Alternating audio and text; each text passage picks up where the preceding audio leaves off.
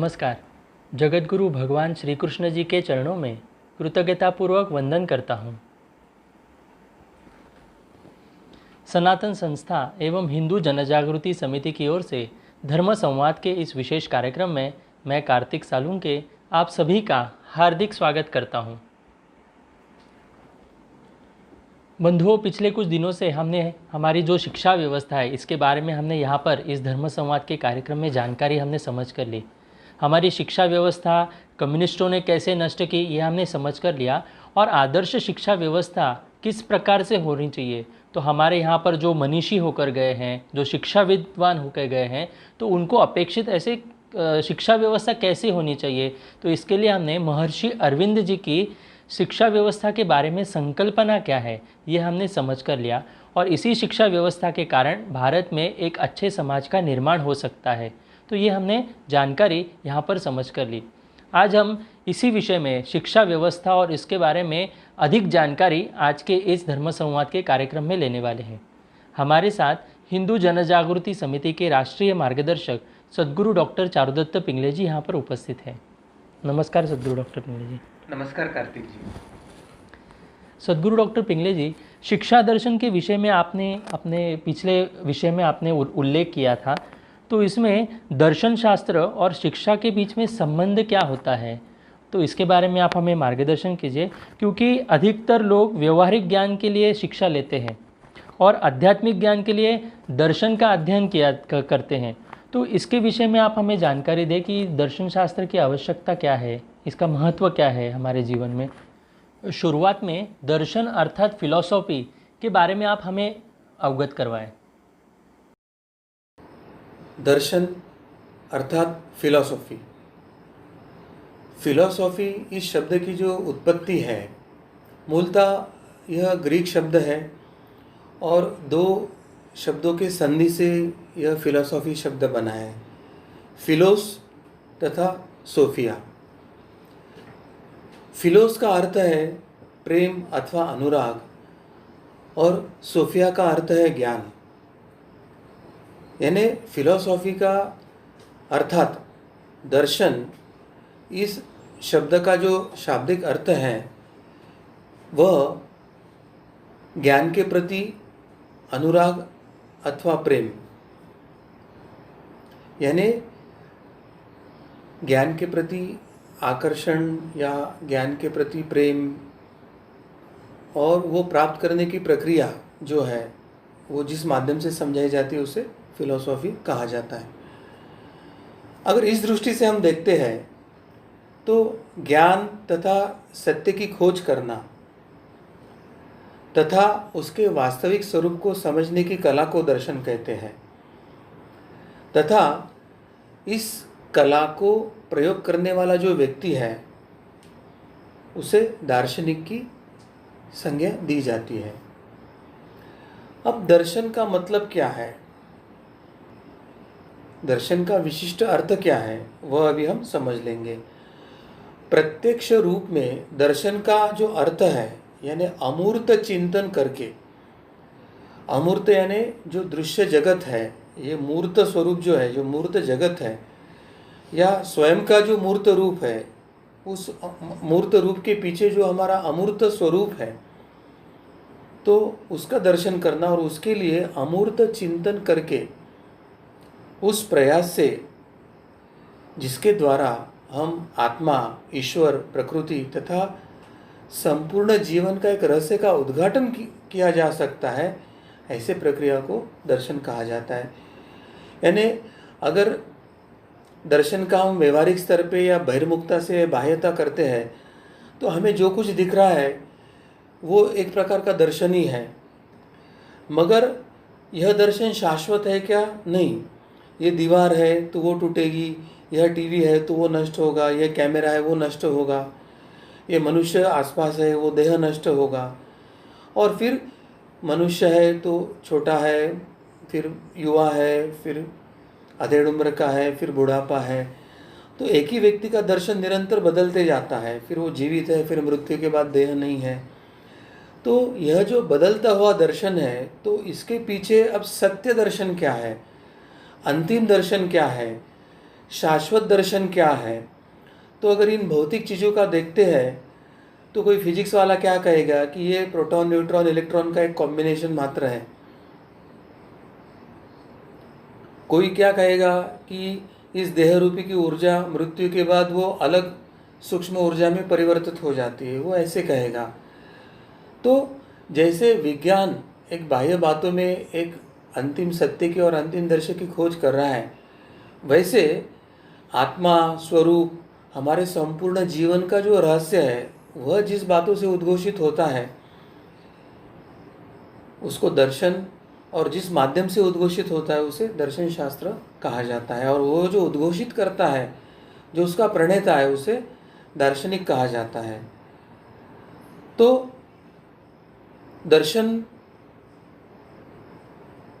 दर्शन की जो प्रक्रिया है वो जीवन में कब शुरू होती है। तो जब मनुष्य के मन में, मनुष्य के जीवन में ये मनुष्य क्या है, ये जीवन क्या है, ये मनुष्य जीवन का या हर योनि में जो जो जीव जन्म लिए हैं, इन जीवन का उद्देश्य क्या है, इस संसार की प्रकृति क्या है, व्यक्ति इस संसार में क्यों आया है, ईश्वर का स्वरूप क्या है, मृत्यु क्या है, क्या मृत्यु के पश्चात कोई जीवन है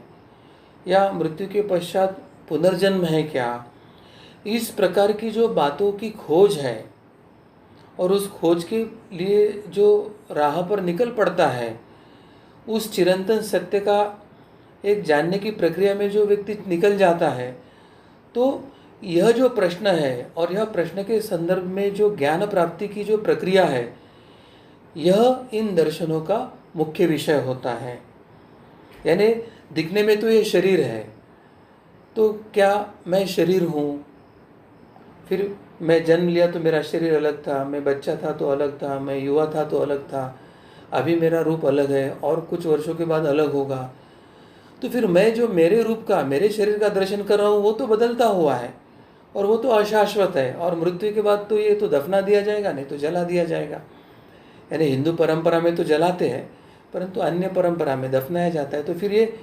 क्या, ये जो दर्शन है देह का, क्या वो सत्य है? वो नहीं है। फिर जो नहीं दिखता है, जो अमूर्त है, जो विचारों के रूप में रहता है, वो दर्शन क्या है? ये विचार आते कहाँ से, ये दिखते क्यों नहीं, मगर मन में समझते कैसे है, फिर व्यक्त करने के लिए वाचा क्यों लगती है। तो ऐसे करते करते हम जैसे जैसे अपने अंदर मेरे स्वस्वरूप, मेरे सत्य की, मेरे आत्मस्वरूप की, मेरे शाश्वत स्वरूप की खोज शुरू करते हैं और हमारा आत्मदर्शन, ब्रह्म दर्शन की तरफ हमारा प्रवास होता है, कि जिसके बाद हमारे दर्शन में कोई बदलाव नहीं आता है। वो ना तो काल के कसौटी में बदलता है, ना तो समय के, ना तो परिस्थिति के, ना तो व्यक्ति के, तो वह शाश्वत होता है। तो व्यक्ति को अपने स्वरूप की, शाश्वत स्वरूप के दर्शन की प्रक्रिया, और वह भी मैं कौन हूँ, कहाँ से आया हूँ, क्यों आया हूँ, मेरे जीवन का उद्देश्य क्या है, क्या जन्म क्या है, मृत्यु क्या है, जीवन क्या है, मृत्यु के पश्चात कोई जीवन होता है क्या, पुनर्जन्म होता है क्या। तो इन सभी प्रश्नों के खोज के माध्यम से जो प्रक्रिया शुरू होती है, और फिर इस सत्य ज्ञान के आधार के मार्ग में जाकर हमें जब उसका प्राप्त होता है सत्य ज्ञान, तो यह जो सब विषय है वो दर्शन का होता है, और जो अंतिम सत्य दर्शन है वही हमारा इसका फल होता है, और यह जानने की प्रक्रिया करता है, उसे ही दार्शनिक कहा जाता है। तो यह मूलतः दर्शन का स्वरूप होता है। अब दर्शन का व्यापक अर्थ क्या है? बहुत बार ऐसे लगता है कि कोई दर्शन या दार्शनिक ये कोई सामान्य व्यक्ति से अलग है, या दार्शनिक कोई फिलोसोफर है वो कोई अलग व्यक्ति और सामान्य व्यक्ति अलग होता है। ऐसे बिल्कुल नहीं है। व्यापक रूप में दार्शनिक यह कोई भिन्न वर्ग भी नहीं है और वो किसी सामान्य व्यक्ति से अलग भी नहीं है। वे सभी व्यक्ति दार्शनिक है जो किसी न किसी रूप में सत्य की खोज करते ही हैं। भले ही उनको अंतिम सत्य मिला नहीं, वो बात अलग हो सकती है, मगर वो सत्य की खोज में निकल पड़ते हैं। वो भला ही दर्शन शास्त्र के माध्यम से निकल पड़े, या उन्हें दर्शन या दर्शन शास्त्र या कोई ग्रंथ पता भी नहीं, फिर भी मन में जिज्ञासा आने के कारण मैं कौन हूँ, ये मैंने जन्म क्यों लिया, मेरे जीवन का उद्देश्य क्या है, मृत्यु क्या है, ऐसे अनाहुत प्रश्न मन में आने के कारण भी बिना किसी अध्ययन के, अभ्यास के अगर मनुष्य सत्य की खोज में निकल पड़ता है, तो वो सभी व्यक्ति वो दार्शनिक ही होता है, भले उसको दार्शनिक कहा जाए या ना, और वो दार्शनिक ही होता है। और अगर हम ध्यान से हम चिंतन करेंगे, मनन करेंगे और हम अभ्यास करेंगे तो हमें पता चलता है कि प्रत्येक व्यक्ति को अपने जीवन की इस लंबी यात्रा में जन्म से लेकर मृत्यु तक का जो उसका दिन प्रतिदिन का प्रवास होता है, उसके दिन प्रतिदिन के नए नए अनुभव होते हैं, और इन नए नए अनुभवों के साथ वो नवनीतम नया नया ज्ञान प्राप्त करता है। हर दिन वो नए सत्य की खोज में लगा रहता है। तो इस अर्थ से देखें तो उस क्षण वो दार्शनिक के रूप में ही कार्य करता है, परंतु उसे अंतिम दर्शन नहीं हुआ, अंतिम सत्य का उसको अनुभव नहीं हुआ है, यह हो सकता है। और जिसने अंतिम सत्य का दर्शन कर लिया उसे दार्शनिक कहा जाता है। तो सर्वसामान्य में हर जन्म लिया हुआ व्यक्ति एक प्रकार से दार्शनिक होता है। कभी कभी गलत संस्कार या योग्य दिशा न होने के कारण व्यक्ति विकृत सत्य की तरफ जाता है और अधूरे और विकृत सत्य को ही वो सत्य समझकर वो अंतिम सत्य दर्शन के विरोध में कुछ खड़ा होता है और उससे प्रासंगिक संघर्ष निर्माण हुआ ऐसे दिखता है। और इसलिए यहाँ पर दर्शन शास्त्र, फिलॉसॉफी या एक प्रकार से हमारे प्राचीन परंपरा में जो गुरु शिष्य परंपरा थी कि व्यक्ति के जीवन को गुरु परंपरा अपने व्यक्तिगत आचार से, अपने व्यक्तिगत रोल मॉडल से, एक अध्ययन के स्वरूप में, एक पाठ्यक्रम के स्वरूप में वह बचपन से ही बच्चों को संस्कार करके उसको एक दर्शन की तरफ, एक अपने जीवन के अंतिम लक्ष्य के तरफ, एक जीवन के ध्येय प्राप्ति की तरफ लेके जाने की प्रक्रिया होती है। अब सबसे महत्व की बात क्या है कि अभी हमको फिलॉसॉफी या दर्शन शास्त्र के नाम से एक अलग विषय लेकर हमें अध्ययन और पाठ्य पुस्तक्रमों में लाने की आवश्यकता निर्माण हुई है। तो प्राचीन काल में क्या था, मध्ययुगीन काल में क्या था? तो प्राचीन काल में तो ऐसा था कि मनुष्य ही धर्मपरायण होते थे और मनुष्य ही धर्म के पथ पर चलने वाले होते थे। उनका केवल धर्म का अध्ययन हुआ ऐसे ही नहीं, वेद और धर्म ग्रंथों का अध्ययन करते थे ऐसे ही नहीं। तो धर्म यह आचार मूलक है और हर व्यक्ति का जीवन ही धर्म के आधार पर आचार मूलक होने के कारण व्यक्ति का दैनंदिन जीवन ही एक प्रकार से आने वाले पीढ़ी को एक शिक्षा देने वाला, दिशा देने वाला एक रोल मॉडल की तरह होने के कारण अनेक संस्कार है वो पाठ्यक्रमों में सिखाने की आवश्यकता ही नहीं होती थी। अपने माता पिता, दादा दादी, नाना नानी या संयुक्त परिवार के माध्यम से बचपन में ही उनको अव्यक्त या अनौपचारिक तौर पर धर्म की शिक्षा, आचारों की शिक्षा अपने आप दी जाती थी। तो प्राचीन काल में अलग से धर्म के आधार पर दर्शन शास्त्र या फिलॉसफी सिखाने की आवश्यकता नहीं होती थी। और जैसे जैसे सत्वगुणी प्रवृत्ति सत्वरज रजतम की तरफ बढ़ना शुरू हो गई, धर्म का प्रभाव कालानुसार कम होने लगा, मनुष्य की बुद्धि जड़ होने लगी और धर्म को ग्रहण करने की क्षमता उसकी कम होने लगी। तो धीरे धीरे काल की गति में उनको दर्शन शास्त्र, उपनिषद इनका अध्ययन करके प्रारंभ में फिर गुरुकुलों की निर्माण हुई,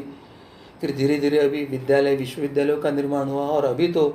दर्शन शास्त्र और फिलॉसफी नाम के विषय को ही सिखाने की आवश्यकता पड़ रही है।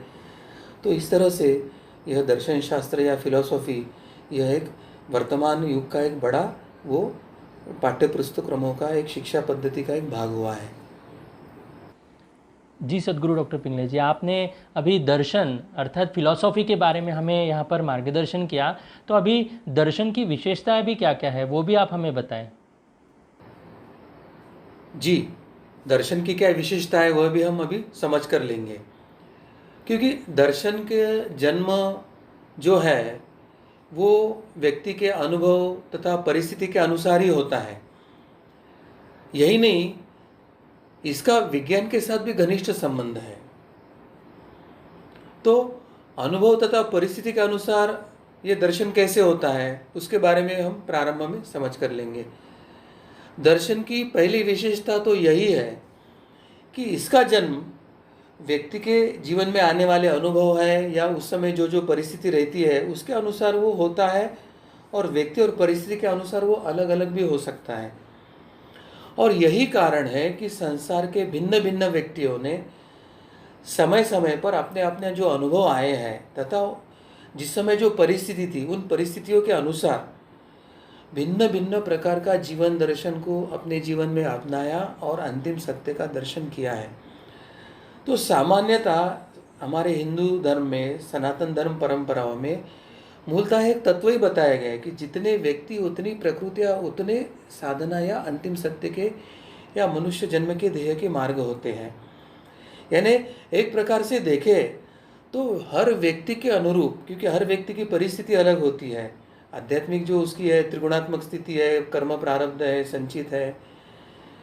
उसके गुण वैशिष्ट्य है, संस्कार है, सब अलग अलग होते हैं। तो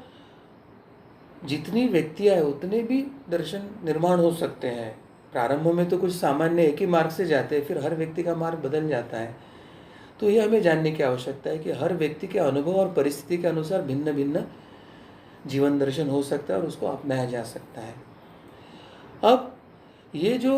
व्यक्ति है जिन्होंने अपने अपने दर्शन में केवल सैद्धांतिक रूप से विश्वास ही नहीं किया अपितु उसको कार्य रूप में परिणित भी किया और उस पर आगे क्या किया, उन्होंने उसको लिखित अथवा भाषित रूप में दूसरे लोगों तक पहुंचाने के लिए अथक प्रयास भी किया है। यानी उस दार्शनिक का ये सबसे बड़ा कार्य है। यानी बहुत से लोग अलग अलग जीवन दर्शन अपनाते हैं, अंतिम सत्य का दर्शन भी करा के लेते हैं, परंतु वो होने के बाद वो उसी में रममाण होकर रह जाते हैं। मगर कुछ ऐसे जो समष्टि व्यक्तिमत्व होते हैं जो केवल अपने अंतिम सत्य दर्शन से समाधानी नहीं होते, उन्हें लगता है कि समाज भी इस राह पे चलकर अंतिम सत्य का दर्शन करे, तो वो उस दर्शन को एक सैद्धांतिक रूप से वो लिखते हैं। फिर उस सैद्धांतिक रूप से लिखे दर्शन के मार्ग पर जाने की वो क्रिया और प्रक्रिया उसको भी लिखते हैं और उसको ग्रंथ के स्वरूप में लोगों तक पहुंचाते समय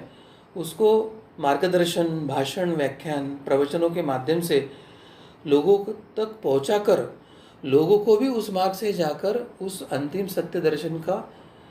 लेने के लिए वो प्रेरक बनते हैं। तो ये सही मायने में दार्शनिक होते हैं, ऐसे हमें समझ कर लेने की आवश्यकता है। अब हमने कहा था कि दर्शन ही विज्ञान निष्ठ भी होता है, तो दर्शन और विज्ञान का संबंध क्या है यह भी हम समझ के लेंगे, क्योंकि दर्शन की दूसरी यही विशेषता है कि दर्शन यह विज्ञान से अत्यंत घनिष्ठ रूप से संबंधित होता है और दर्शन ये हमें विज्ञान को वास्तविकता से परिचित कराता है और वास्तविकता से परिचित कराने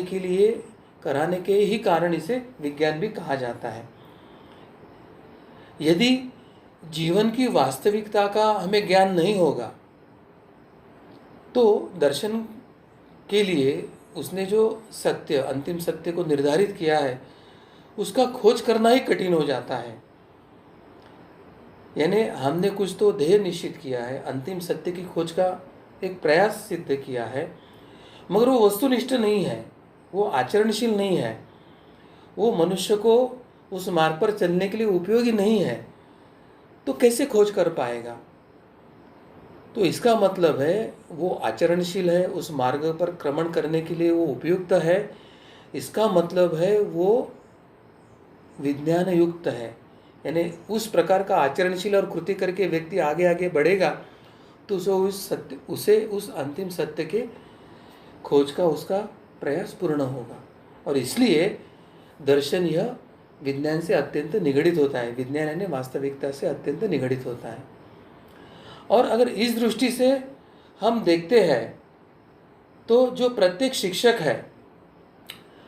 पूर्वीय काल में तो थे ही, मध्यकाल में कुछ प्रमाण में थे, मगर आधुनिक काल में इसका हमें नहीं है ऐसे पता चलता है, परंतु इस दृष्टि से अगर देखते हैं तो शिक्षक को केवल विज्ञान का नहीं तो विज्ञान तथा दर्शन दोनों का अध्ययन करना परम आवश्यक है। जिस शिक्षक को दर्शन की दिशा है और जिस शिक्षक को विज्ञान का ज्ञान है और दोनों को एकत्रीकरण करके वो दर्शन सिद्धांत और समाज के सामने रख के मनुष्य को एक कृतिशील आचरण करके उस अंतिम सत्य अंतिम दर्शन की खोज करने के लिए जो सहायता करता है, वही सही शिक्षक है। आज भारत में इस कम्युनिस्ट प्रणाली और सेक्युलर पॉलिटिकल पार्टियों ने बनाया हुआ ये जो हमारी शिक्षा पद्धति है, उसमें केवल आधुनिकता और विज्ञान को ही इतना महत्व दिया है कि दर्शन और आध्यात्मिकता को उन्होंने वहाँ से पूरा अलग थलग करके रखा है, और करके विज्ञान है और भौतिक लक्ष्य है। परंतु मनुष्य यह केवल भौतिक इकाई नहीं है, मनुष्य यह एक आध्यात्मिक इकाई है। भौतिक इकाई यानी क्या? जैसे कोई किसी 2 व्हीलर कंपनी की फैक्ट्री है, समझ लो कि हीरो होंडा बनाने की फैक्ट्री है, तो यहाँ से सब रॉ मटेरियल डाल के उसके स्पेयर पार्ट्स बनाकर जब अंतिम निकलते हैं तो हीरो होंडा का एक मॉडल निकलता है जो सभी मायने में सरीका होता है। तो यह विज्ञान हो गया। परंतु 2 स्त्री पुरुष यानी जो पति पत्नी एकत्रित आते हैं तो उनसे निर्माण होने वाला बच्चा सभी का एक जैसा नहीं होता है, और एक ही माता पिता के संबंध से निर्माण होने वाले जो अनेक बच्चे हैं, वो माता पिता एक होने के बाद भी बच्चे अलग अलग प्रकृति के होते हैं, वो एक जैसा नहीं होता है। तो विज्ञान किसे कह सकते हैं कि एक तरह की जो प्रक्रिया होती है और जिसका आउटपुट एक ही निकलता है, वो विज्ञान हो गया। और मनुष्य एक आध्यात्मिक इकाई है, उसको एक आध्यात्मिक, आदि भौतिक और आदि आध्यात्मिक दोनों स्तर का अस्तित्व है, और विज्ञान के माध्यम से उसके आदि भौतिक जो अवधारणा है या आदि भौतिक जो उसकी नीड्स है, आवश्यकता है, वो तो पूर्ण हो सकती है, पर उसके मन में आने वाले प्रश्न जो है, मैं कौन हूँ, मैं क्यों आया हूँ, मेरे जीवन का लक्ष्य क्या है, मेरा शाश्वत स्वरूप क्या है, क्या मृत्यु है, मृत्यु के पश्चात क्या जीवन है, पुनर्जन्म है, इसका उत्तर देने की क्षमता विज्ञान में न होने के कारण आज का ये युवा, उसके मन में अशांति, अस्वस्थता और वो एक भटका हुआ है ऐसे दिखाई देता है। तो प्राचीन भारतीय परंपरा के दृष्टि से हो या योगी अरविंद जी के शिक्षा दृष्टि से हो, जो सच्चा शिक्षक है उसको विज्ञान तथा दर्शन यह दोनों का अध्ययन करना परम आवश्यक है। जिस प्रकार के सामाजिक, आर्थिक तथा राजनीतिक वातावरण में व्यक्ति रहता है, उसके अनुसार ही हम सत्य को स्वीकार करते रहते हैं तथा अन्य व्यक्तियों को अपने विचारों और विश्वासों से हम प्रभावित करने का प्रयास करते हैं, और अन्य व्यक्तियों को अपने विचार और विश्वासों से प्रभावित करने के लिए हम भिन्न भिन्न रीतियों का सहारा लेते रहते हैं। तो यह शिक्षा की पृष्ठभूमि है, और प्रत्यक्ष में अनुभव और परिस्थिति, इनके आधार पर ये जो है उसमें निरंतर परिवर्तन होता है, और दर्शन ये जो है वो विज्ञान से संबंधित है, और विज्ञान से उसको निष्ठ होने के कारण, विज्ञानता यानी उसको प्रैक्टिकलता यानी प्रयोगशीलता होने के कारण यह दर्शन की अंतिम सत्य की खोज के लिए अनुकूलता होती है। तो यह कुछ वैशिष्ट्य जो है ये दर्शन के वैशिष्ट्य है। जी सद्गुरु डॉक्टर पिंगले जी, आपने अभी हमें दर्शन की विशेषताएं क्या है इसके बारे में हमें बताया, परंतु शिक्षा क्या है, शिक्षा कैसे, किसे हम कह सकते हैं, इसके बारे में भी आप हमें मार्गदर्शन करें। जी कार्तिक जी, अभी हम शिक्षा क्या है वह भी समझ कर लेंगे। साधारण ये आधुनिक काल में या ये विज्ञाननिष्ठ है, बुद्धिनिष्ठ है, जो स्वयं को प्रोग्रेसिव या कम्युनिस्ट कहते हैं, वे शिक्षा को एक जड़ मानते हैं। परंतु हमारी प्राचीन भारतीय परंपरा में हम शिक्षा को जड़ नहीं मानते, अपितु शिक्षा एक चेतन या स्वेच्छित एक द्विमुखी प्रक्रिया है। यानी ये केवल जड़ को नहीं, तो आपकी चेतना को भी विकसित करने की क्षमता रखने वाली और अनेक आयामों में व्यक्तित्व का विकास करने वाली एक प्रक्रिया है, ऐसे हमारा प्राचीन शिक्षा विज्ञान कहता है। और इस दृष्टि से अगर देखते हैं तो ये शिक्षा पद्धति में 2 व्यक्तियों का होना परम आवश्यक है, 2 इकाइयों का होना परम आवश्यक है। एक है शिक्षक और दूसरा है बालक या विद्यार्थी। जब तक ये 2 इकाई नहीं है और उसका परस्पर समन्वय नहीं है, तब तक ये कार्यान्वित होना कठिन है। अब शिक्षक के स्वयं के कुछ आदर्श होते हैं, उसके स्वयं एक मूल्य, नैतिक मूल्य होते हैं तथा उसके एक विश्वास या आस्था होती है, और वो उसके जीवन में, उसके आचरण से, उसके बोलने में, चलने में जब प्रकट होती है, तो शिक्षक के इस गुण और आचरण का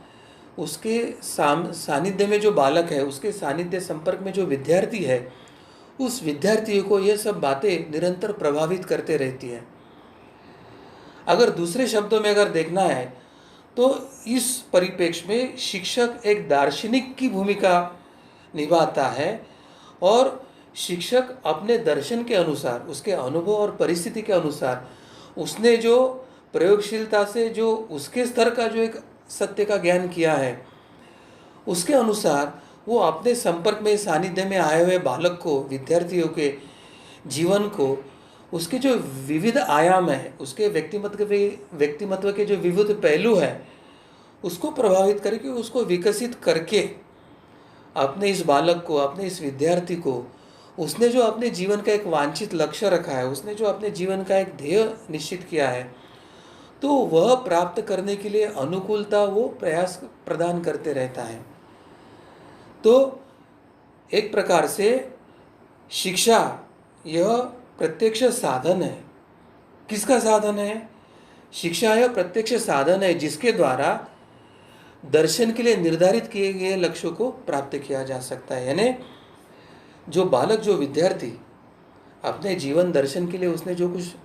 ध्येय प्राप्त किया है, चाहे भौतिक लक्ष्य हो या चाहे आध्यात्मिक लक्ष्य हो, तो वह ध्येय प्राप्ति के लिए वो अपने शिक्षक के सानिध्य में आता है, और शिक्षक के औपचारिक और अनौपचारिक अस्तित्व से वो प्रभावित होकर वो अपने जीवन के ध्येय को, जीवन के लक्ष्य को, दर्शन के निर्धारित के लक्ष्य को प्राप्त करने के लिए वो अनुकूल होता है। अभी हम दर्शन तथा शिक्षा का क्या संबंध है वो भी संक्षेप में जानकर लेंगे। कभी कभी ऐसे लगता है कि दर्शन तथा शिक्षा की हम अलग अलग व्याख्या करें क्या, या उसके अलग अलग व्याख्या करने से स्पष्ट हो जाता है कि दोनों का जो लक्ष्य है, चाहे शिक्षा हो या दर्शन हो, वो व्यक्ति को सत्य का ज्ञान कराना यही है, और व्यक्ति को सत्य का ज्ञान कराना ये लक्ष्य है, मगर परंतु उसमें से उस व्यक्ति के जीवन को विकसित करना, और केवल भौतिक नहीं तो आध्यात्मिक परिप्रेक्ष्य में भी अत्युच्च विकसित करके मानस से अतिमानस अवस्था, यानी मनुष्य से एक दिव्यता की तरफ जाना, यह साध्य करना, यह दर्शन और शिक्षा का मुख्य लक्ष्य है। और ऐसी दशा में यही कहना उचित होगा कि दर्शन और शिक्षा का केवल घनिष्ठ संबंध है ऐसे ही नहीं, तो वो दोनों एक दूसरे पर आश्रित है। क्योंकि दर्शन यह मनुष्य को ध्येय देता है, दर्शन मनुष्य के अंतिम सत्य का दर्शन के लिए वो कुछ जिज्ञासा या प्रश्न निर्माण करता है, तो शिक्षा यह प्रायोगिक स्तर पर प्रत्यक्ष कौन से कृति और आचरण के माध्यम से उस अंतिम लक्ष्य को प्राप्त करने का आपको संभावना है, उस मार्ग को शिक्षा दिखाती है। यानी ध्येय और मार्ग या साधन और साध्य, इस दृष्टि से अगर हम इसको देखते हैं तो दर्शन एक तरह से हमारा ध्येय होता है और शिक्षा ये मार्ग होता है। दर्शन यह साध्य है तो शिक्षा यह साधन है, और दोनों एक दूसरे के बिना अधूरे हैं, और इसलिए दोनों एक दूसरे पर आश्रित है, यह भी हमें समझ कर लेने की आवश्यकता है। इसलिए अगर हम ये मानते कि वो एक ही कॉइन के दो बाजू है, यह अगर हम कह सकते तो वो उत्तम होगा। अब हम यह समझ कर लेंगे कि किन कारणों से शिक्षा दर्शन पर आश्रित है या दर्शन शिक्षा के बिना अधूरा है। तो दर्शन जो है वो व्यक्ति को या समाज को या राष्ट्र को उसके जीवन के वास्तविक लक्ष्य को निर्धारित करने के लिए, वो ध्येय निश्चित करने के लिए वो सहायता करता है, और वह ध्येय साध्य करने के लिए जो साधन है, मार्ग है, वो शिक्षा के द्वारा प्राप्त करना होता है। अब जो दूसरी बात आती है इसमें कि दर्शन जो है वो शिक्षा के विभिन्न अंगों को प्रभावित करता है। कुछ विद्वानों का मत है कि दर्शन तथा शिक्षा एक ही सिक्के के दो पहलू हैं। जो एक ही वस्तु के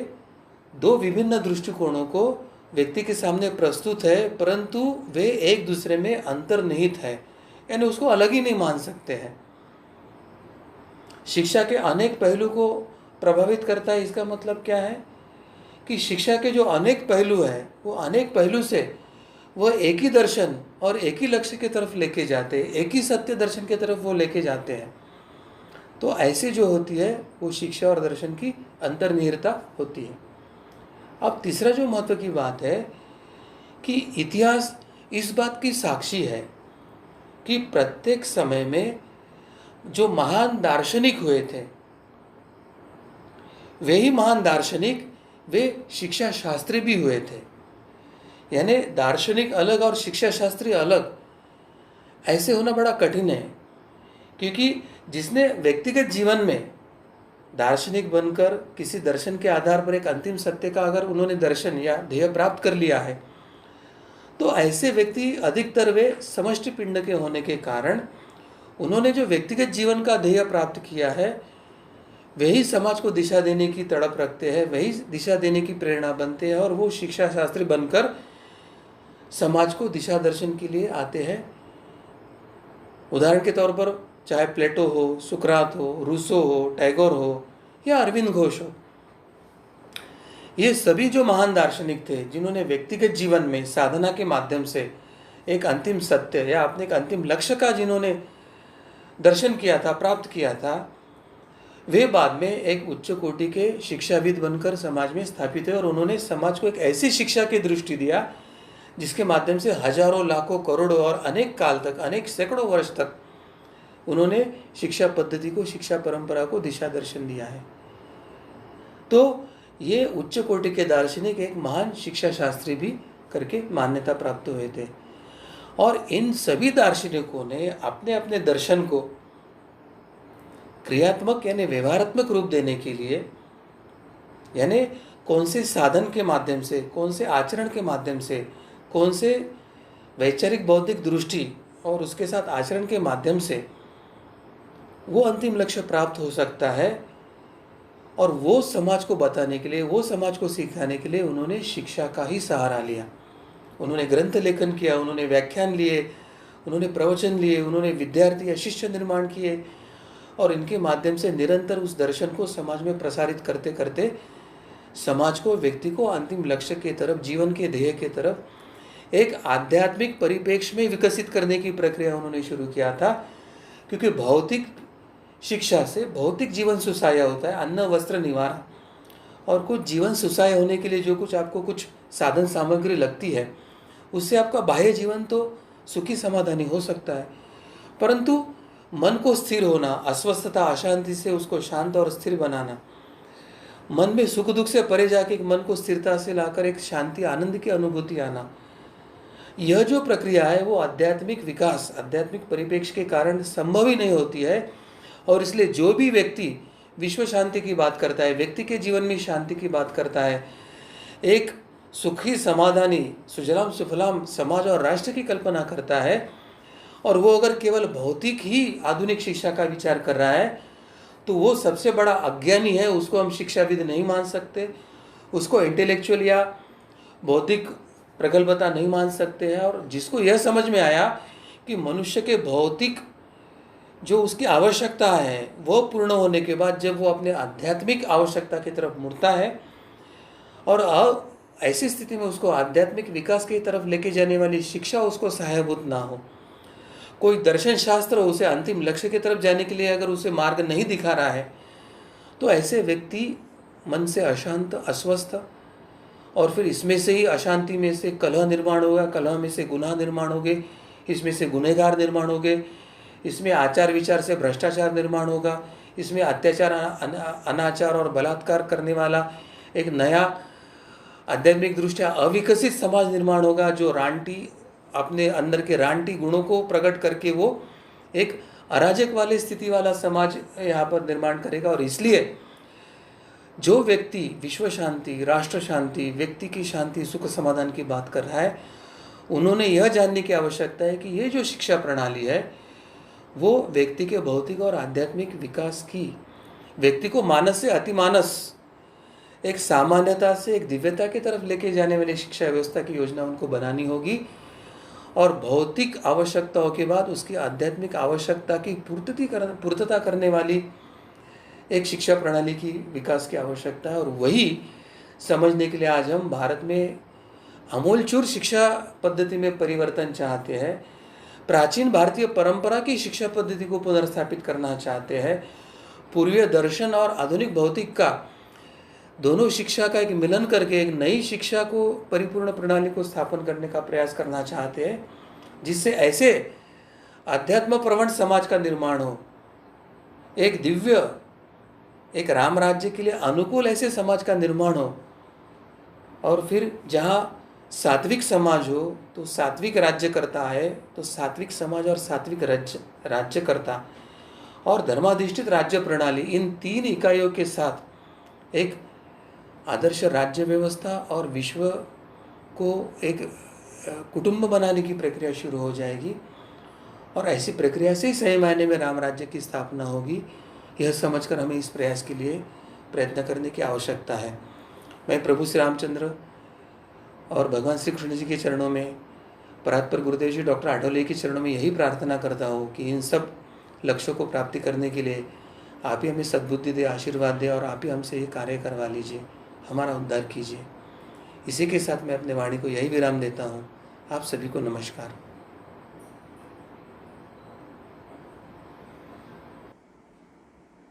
जी सद्गुरु डॉक्टर पिंगले जी, आपने अभी जो हमें यहाँ पर मार्गदर्शन किया, तो इसमें दर्शन क्या है, शिक्षा क्या है, इनका आपस में परस्पर में संबंध क्या है, ये हमने यहाँ पर समझ कर लिया।